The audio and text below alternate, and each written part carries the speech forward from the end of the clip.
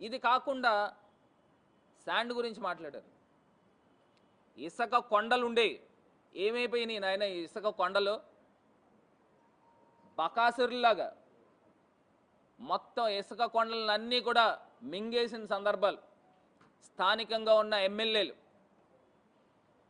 ఇదే national highway పైన Hyundai showroom కానుకుని నాకు తెలిసి ఇసుక కొండ ఎప్పుడు కూడా నేను చూడలే, అంత పెద్ద కొండలు ఉండే. గత ప్రభుత్వంలో అవన్నీ కూడా స్టాక్స్ పెడితే 4 రోజులు తిరగకుండా బకాసురులాగా దాన్ని మొత్తం మింగేశారు. నాకు ఒకటి అర్థం కావట్లా, ఎక్కడికి వెళ్ళిపోయింది అది? ఫ్రీగా ఇచ్చారా? ఎవరికి ఇచ్చారు ఫ్రీగా? 4 రోజుల్లో ఫ్రీగా ఇచ్చేయడం ఏంటి? సుమారుగా 10 కోట్ల రూపాయలు విలువ చేసే ఇసుకని మరి ఎమ్మెల్యే స్వామిమాల వేసుకున్నాడు. వేసుకుని ఏ రకంగా మరి చేసాడు అనేది ఒక్కసారి రాజమహేంద్రవరం ప్రజలు ఒక్కసారి ఆలోచన చేయాలి.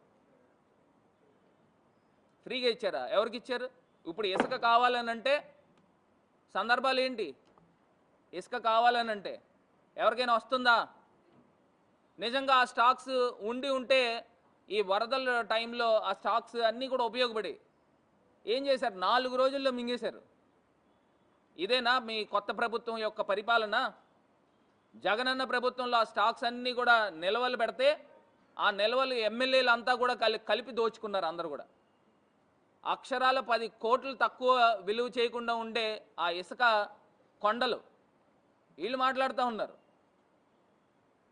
నీతి నిజాయితీల గురించి వీళ్ళు మాట్లాడుతూ ఉన్నారు. మొత్తం సెటిల్మెంట్ బ్యాచ్లు జరుగుతూ ఉన్నాయి రాజమండ్రి వ్యాప్తంగా.